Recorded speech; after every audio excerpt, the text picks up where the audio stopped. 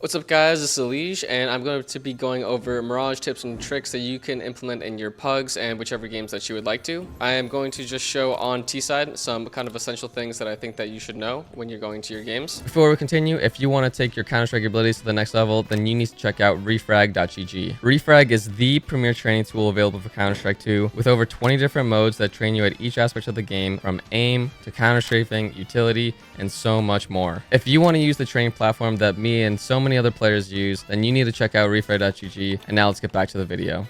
First, I'm going to show you how to throw all of the fast window smokes, and I'm sure that most of you already know it, but if you don't, this is just going to be a quick demonstration. For all of your PUGs, you should have to know all of these smokes. They're super easy to learn. I learned them very quickly, and you should too, especially with how the descriptions that I got for these. So for this one, I find the DNA symbol, and then I go right here. Jump throw. This is the second one. I just find this blue chair. I find this little heart, and it's this left one. W jump throw. This third one, you find these stairs on the carpet and just W jump throw. Same thing. You find this blue part of the doorway. You go a little below it. W jump throw. And finally, this is the last one. You same in the middle here. W jump throw.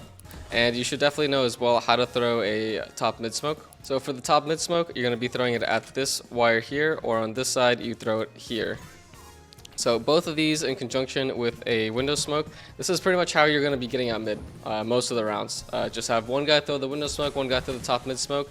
And the reason why you need both of these is because if somebody breaks the window smoke here, even if you're out top mid, then they can't see you at all. And this makes it a lot harder for people to break just the top mid smoke. So if you have just the top mid smoke, a CT is window and they break top mid smoke, then it's the same thing if they broke the window smoke, where they can just easily see you at top mid. So it's super important that you throw both of these smokes and you have some type of idea of how you want to advance further. The next tip is that when you're going out mid with 3 or 4 and you're trying to actually take mid control, try to have a plan of how you want to approach the next step. So it's not enough for you to just be, running out mid like this and you're running down the ramp and then you face the CT smoke. Try to have a next step. What you would want to do is you could just smoke top con, you can molly this, you can break the con smoke, maybe with a flash, maybe not. If you have 2 guys facing the guy that's in con, then you'll definitely win this engagement here. Or inversely, if you get out top mid, maybe you not only did window smoke and top mid smoke, when you get out here,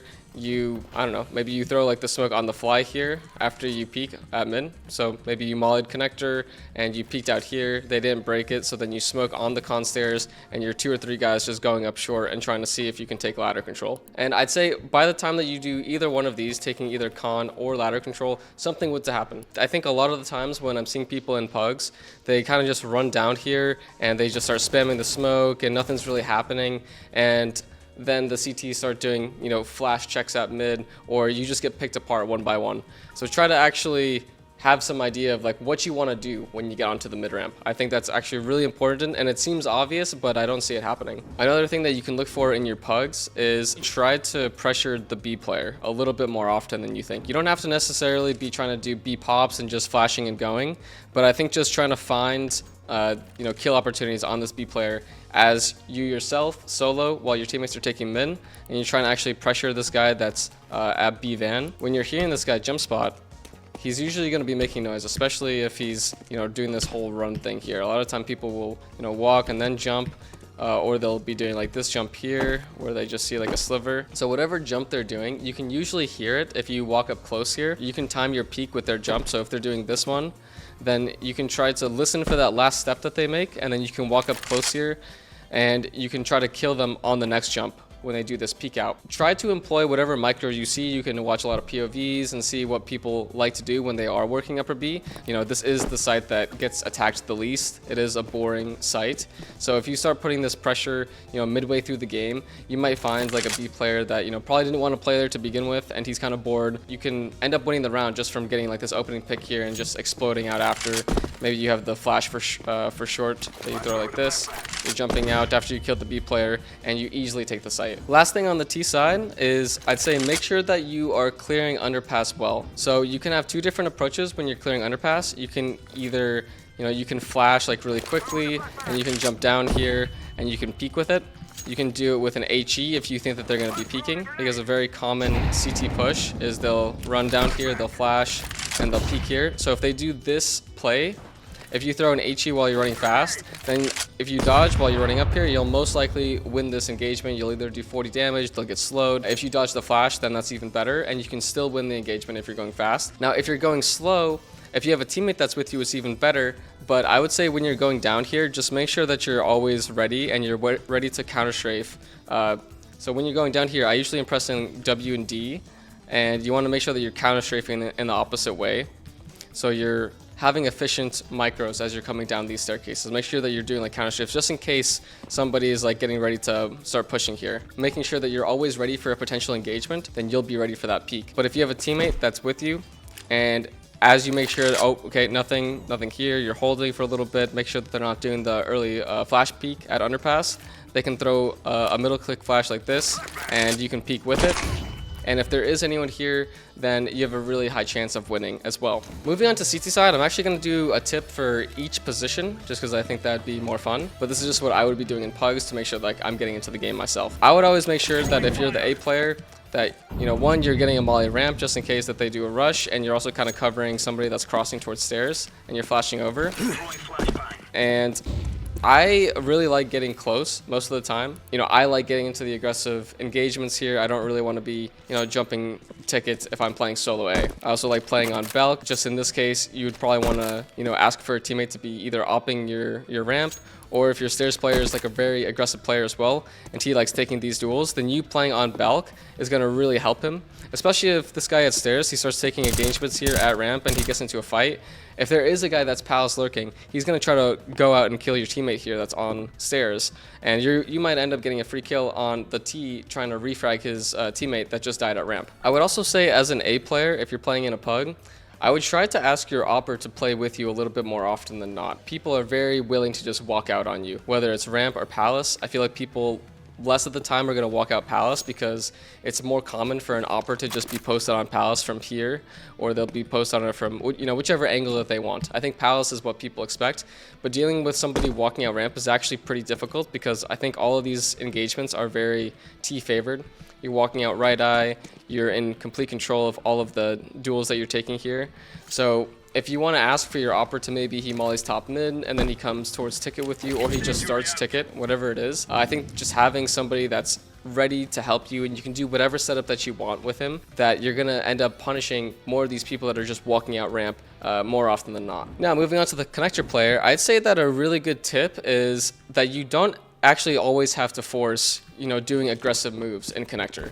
I think that you can focus more on saving your HE a little bit more often, especially because the Ts in PUGS, especially if you're not playing at a super high level, are not actually thinking of what's going to come next, which is kind of what I was tying into with my T side tips, is that if you just smoke connector and the Ts already use, you know, smoke top mid, smoke window, they don't actually know what they want to do next. Even if they do the next step where they, you know, they smoke window again, they smoke top con, if you smoke this and they try mulling, you know, you could either just edge this, and unless they break, it's going to be very hard for them to do anything.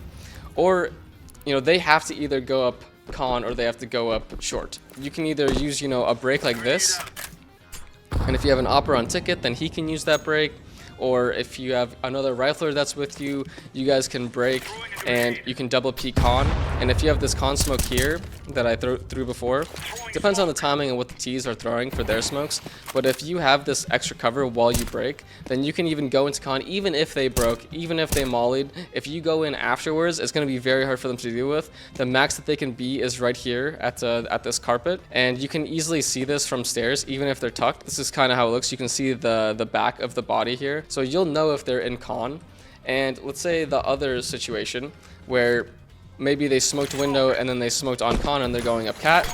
If you kept your HE this whole time, then you can just break and get, you know, pretty cheap kills here of them going up short. I'd say just try to focus on saving your smoke and saving your HE especially. And you can even have your con player, he can also break for you too. You can always ask for a break to be aggressive. If you think that they're about to like go quick on you and the short player can throw something, you know, a lot of the time he's not going to be able to. If the T's just smoked con from right here, he's not necessarily going to want to pull out his HE while they might just start rushing up short. So don't expect that. It kind of depends on the pacing of the T's.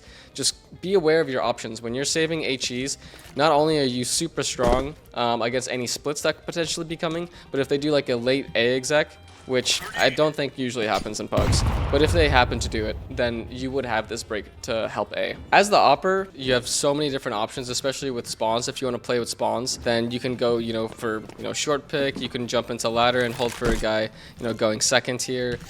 You can shut down B all by yourself, but most of the time people aren't actually going to be going upper B in PUGS. So just trying to make sure that you're staying active, you're staying moving, and going for as many kills as possible. Now the short player, I think you can actually play a little bit more read based than necessarily going short every single round. Just because you're playing short doesn't necessarily mean you have to go on short and you have to be going for these picks every round. You can double up with your A player. You can play as the second rifle A that's just hiding under Balk, or he's playing on Balk, hiding fire, whatever you want to do, while your actual A player is somewhere else taking the attention, whether he's jump spotting tickets, or maybe he's playing from stairs and they see his name after he gets a kill. You don't necessarily have to just go short. You can play just one guy B, and you can just kind of risk it. Your B player, maybe he started B and he's jump spotting for a little bit, maybe he mollied early, whatever it is, and he shifts over towards short. He becomes the short player, opper becomes the B player, and then your three guys that are towards A/jungle area that are playing together. Now moving on to the B player, I have not personally been this role, but if I was to play this role, I wouldn't really play towards B that much. Either I would be super aggressive and I would be taking these deep lines in upper B, so I have a lot more. So I'd maybe ask my short player to boost me, or I'd molly deep, have my teammates throw an HE after I get close up here. He HEs, and then I swing with it and get close at kitchen, or he throws a flash, something like that. So do something more active, because not only do the Ts not come here that often, but if they're not, then you should take this control. If you pushed upper B and you hear three guys towards mid, you hear one guy underpass, do you think that the fifth guy is upper B? Probably not. He's probably not just going to be holding the push at upper B. Or you can be one of those B players that's playing towards shore. I know that's not ideal, but it's a lot better than, just being bored out of your mind. Like, you have to have fun playing this game as well. Unless you're trying to just hone in your skills and you're a real B player for your team and you're practicing something, then yes, by all means, play however you're going to play in the match. But if you were the unlucky soul and you're the fill guy for your squad and you're playing upper B, then have fun too. You don't have to be, set as the guy that's just jumping upper B every single round. Play here enough. Do things that are fun. Go push upper B. Go play on short. Go throw nades, and you can jump spot every now and then. Or you've already shown your hand where you're pushing upper B, you're pushing and peeking on short. Now you're throwing your nades and you're playing on Balk and you're ready to punish them, thinking that you're not playing on B. So just have fun with the game and do things that you think is enjoyable. That is it for the Mirage tips and tricks. I hope that you guys learned something, that you enjoyed watching the video. Make sure that you guys let me know what you think in the comments, and make sure you like and subscribe, and see you guys in the next one.